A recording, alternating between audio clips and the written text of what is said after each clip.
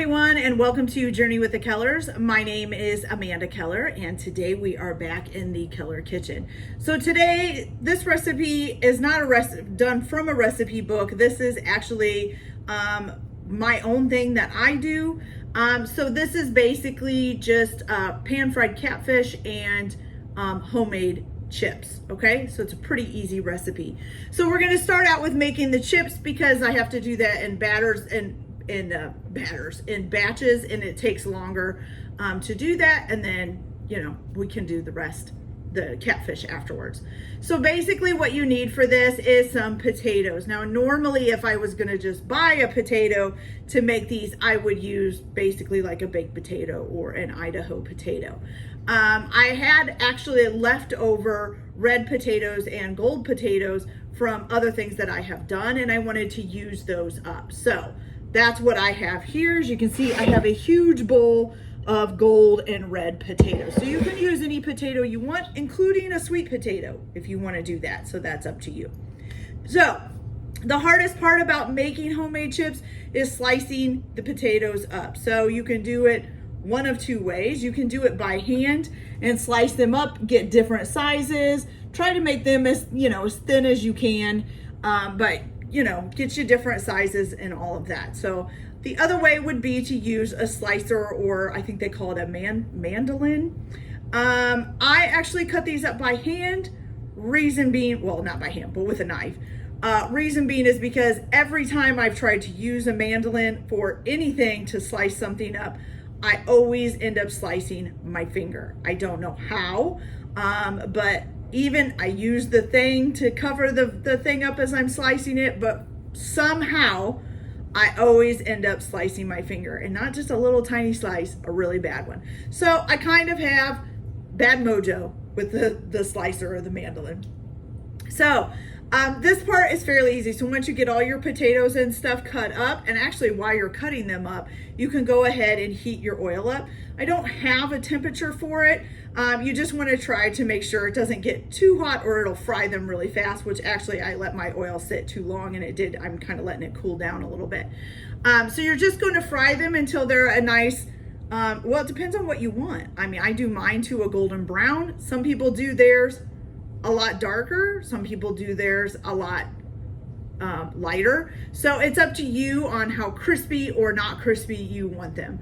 Once you get them to the color that you want them at, you're just going to put them on a pan with a paper towel to drain. Now, if you're just making a little bit, you could of course use a paper plate. But after each batch, I sprinkle on some Lowry salt, okay? So Lowry salt is my go-to things for a lot of things. I know a lot of people think it's not good for you, but it actually has a lot of the seasonings in it that you would usually put on something, all mixed in together. And I just like the flavors that it creates, I was gonna say. Also, the restaurant that I used to work for when I was younger, like a late teenager, early 20s, that they used this for their seasoning, which is why I started using it, because I loved it. Okay, so I'm gonna go ahead and get these started. So you're just going to, and please be careful because the potatoes do have basically like a water on them. Oh, and make sure you do wash your potatoes before you slice them up. Give them, I wouldn't use a brush on them. I know some people use a brush and scrub them. I just use my hands and kind of rub them. I find when I use a brush, it peels some of the peel off, and that's just not good. So you're just gonna put some potatoes in here. Now, mind you, I would say probably your grease probably needs to be around about 350 degrees. I try to put them in one by one to kind of keep them separated, because if you put them in clumps, they'll try to fry together in clumps, okay? Don't overcrowd the pan, but you can put several in there at a time. I'm gonna turn the burner back on and put it on a low, okay? And that's it. You're just gonna let them fry up until they get to the color and crispness that you want. Then you need to use some kind of spoon that helps to drain the oil off, like this one, and put them on the paper towels, sprinkle some Lowry's on, and start your next batch. You can stir them around and stuff. They will try to clump together, so you can use your spoon to kind of separate them out as they're frying up. And that's it. Now, also keep in mind that some will get done quicker than others. So, you know, you're not going to just be cooking the whole batch all at the same time, exact time, and just take them all out. So keep an eye on them. Be moving them around so they're not sticking together too much. And once they hit the doneness, I guess, that you want them, or the crispness that you want them at, pull them out, put them on your paper towel, shake some Lowry's, and move on to the next batch. All right, guys, so I'm gonna get this bowl done, and then I will come back and I will show you how I make pan-fried catfish. So I'll be back in just a minute. Okay, you guys, so I've moved the pan over here with the chips in it, and I just wanted to show you, it does take longer than what you would think to fry them up. So they will brown before they're done. When they first start to brown, it's basically like, kind of like a fried potato that you would do in a skillet. But you want them to kind of start turning into a chip. So see the air bubbles that are coming up and frying on there. So I would say most of these are ready to pull out. And so I'm gonna go ahead and do that. And then I'm gonna shake some Lowry salt on them, okay? So I just wanted to show you guys what they look like, you know, and that it does take longer than you think. This probably took a good, I would say 5-10 minutes.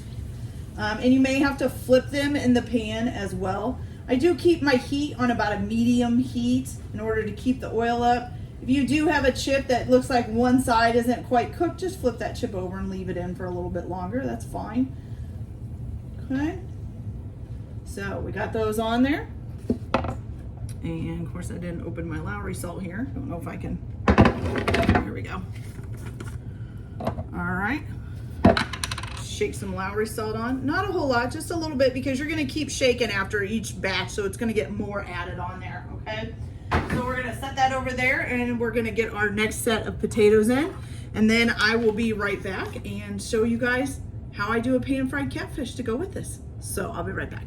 All right, you guys, so now for the first thing that you want to do, I've got my plate of catfish here. Now, I don't know if you've ever had fried catfish, pan-fried catfish at a restaurant, and notice that there's like 3 slits in the top of your catfish that are just kind of open a little bit. So you do want to do that. You want to put those 3 slits in. I usually pick, now if you look at a catfish, they have these little ribs here, right? So I usually put the slashes in those little ribs. Now the thing is when you put these in, you got to make sure that you don't go all the way through. So you want to make sure that there's not a hole all the way through the fish to the back, okay? So you're basically just making a slice in the top of it. Now I will tell you, this is my fish batter. I actually go the easy route. I use Andy's Golden Fish Batter. They do have different kinds. I think there's one that's kind of a hot one and stuff like that. If you have your own kind of batter that you like to make, perfectly fine. Do it however you want, you guys. You can substitute, do whatever you want. I've even seen a blackened pan-fried catfish, which is really spicy. So if you like that, you know, spice it up however you want. Okay, so we're basically just going to, now, these catfish are usually wet. They're wet on their own. I do not dab them off. I think some people do, but I don't do that because I don't use milk or anything for this, okay? So I'm gonna go ahead and put my 3 slices in. Like I said, I just go right down the little rib there, make sure I don't go all the way through. If you do, it's not a huge deal. There'll just be a hole in your fish, okay? So just kind of put some little slices in there. And then once I've got my 3 slices in, I'm gonna toss it with the actual fatter, the front down, okay? And I'm just gonna toss it in the pan there, okay? Same thing, 3 slices. Now, I don't know if this is how other people do it. This is just how I do it. I think it's easy and delicious and it all works. So why change something that's not broken? Okay, make sure my slashes are in there, good. Put that in there. We do this one. Okay, good. And then your final one. Okay. And we're gonna put that in there. Let me put this in the sink. Okay, so now we're gonna go over to the stove here where I do have a pan with some oil heating up in it. I only put, I don't know, maybe an inch of oil, just about that much. You just want enough that you can set a couple pieces down in there and it'll be fine, okay? Let's give our fries here, or not our fries, our chips a little stir and flip. Keep them frying up. Good. Okay, so basically what you're going to do is you've got this pan with the batter in there, with the catfish in. All I do is I just put some catfish batter over top of it. Okay, kind of move it around in there. Make sure you get the whole top of it. Well, not that it's basically, to me, it's the bottom, but cover the whole catfish. Then flip it over and check the other side and make sure that you got the fry batter down in those 3 crevices that you cut, okay? Then you're just gonna pick up the catfish and kind of shake it off. Now I wanna test to see, yep, it's frying. Okay, so before I put these in though, I do need to grab a plate with some paper towel on it because catfish does cook fairly quickly, okay? So we want a plate, we want some paper towel. I have batter all over my hand. I'm trying not to get it everywhere.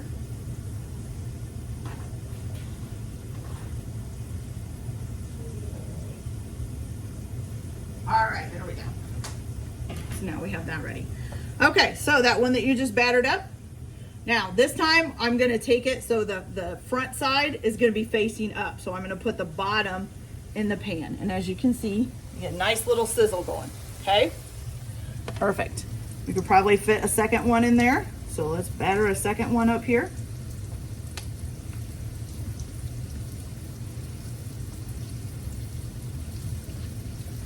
Make sure you get it down in the crevice.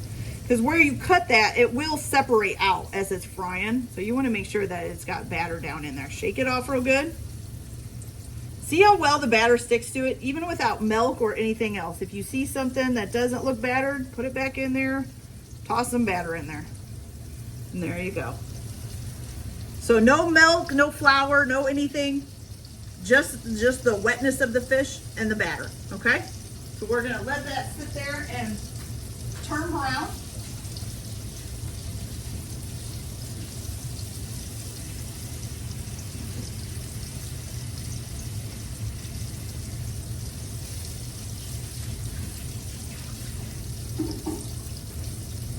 And then once that's browned on the one side, and you can already start to see the first one that we put in, see how it's starting to turn brown on the edges right there? So that's what you want to be seeing. Once you got it good and brown on the one side, you're just gonna flip it and fry it on the other until it's nice and brown. Let's see how this one is looking here. Not quite there yet. I like to get them a pretty good, like maybe a little bit over a golden brown. I'm not sure, I don't know what color that would be. But I don't do, you know, it's got to be a little bit darker than golden brown for me before I flip it. So, you know, just keep an eye on it. Get it to a good, not dark brown, but a good light brown, I guess. I don't know how to explain that. And then flip it over and do your other side, and then you just put it on your plate to drain, and they're ready to eat. It's that simple. Okay, let's see, how is this doing? Oh, we're almost there, you guys. We're almost there. So like I said, catfish do not take long to fry up. The chips, on the other hand, take a while. Luckily, this is something that we eat for snacks and everything else. So, you know, there'll be some for dinner and some will still be cooking for a little bit. And that's perfectly fine. Okay, let's see how this is doing. There we go. Okay, now, make sure you get your spatula pretty far up there. You don't want the fish to break. I always kind of put a finger in the middle here to kind of try to stop it from flipping. Just don't put your finger in the grease. Okay, see what I mean? I guess it's a little bit of a golden brown with a little bit darker of edges, okay? So now you're gonna fry your top part here. This one's almost looking like it's ready to flip. Yep, there we go. Beautiful. And you're just gonna cook them until they're, you know, nice and golden brown. Usually once they're golden brown, they are done. Sometimes I will, you know, let them sit for a little bit extra longer just to make sure. It looks like these potatoes are getting done here, so I'm gonna pull those out. So this is a really easy way. It could be an actual really fancy dinner if you really want to impress somebody, or if you just want to have something different but quick.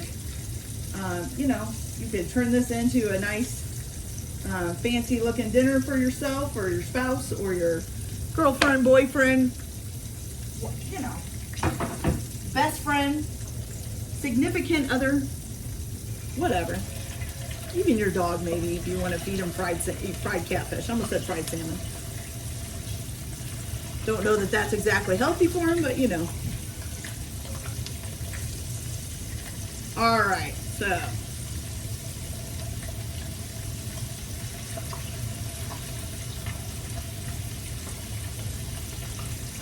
All right, you guys, so I'm going to let this catfish finish up, and then I will come back, and we will try some of this stuff and see how it is. Now, if you do too, you can check these with the thermometer to make sure they're done too. If you know, want to be sure, that's completely up to you. Just make sure you stick the thermometer in the fatty part of the fish, okay? All right, you guys, so I'll be back in just a minute. All right, you guys, so we have a nice piece of golden, maybe a little darker than golden pan-fried catfish. We got some nice chips here. Those on your plate, and look at that. Isn't that beautiful, you guys?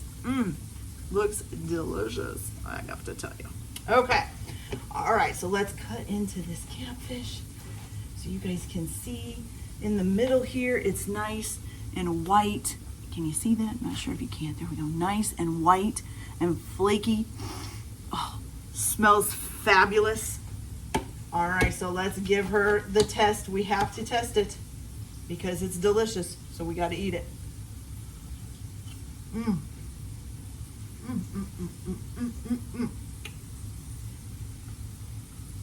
My favorite. This is my favorite fish, is pan-fried catfish. I do like fried cod too, but pan-fried catfish, delicious. Got to try a chip. Okay, so the chips, see how I told you they gotta be nice and crunchy? Just like a chip. I mean, nice and crunchy, got some air bubbles in there, just like a Lay's potato chips. Shake on as much celery as you want, or don't. You can use your own seasoning too. I don't care. It's up to you. Eat what you want. All right, you guys. This is fabulous. I love it. I hope you guys enjoyed this video. Like and subscribe if you like, or don't if you don't. Everybody have a good day. Enjoy your cooking. Keep your kitchen messy, and we'll see you later. Bye.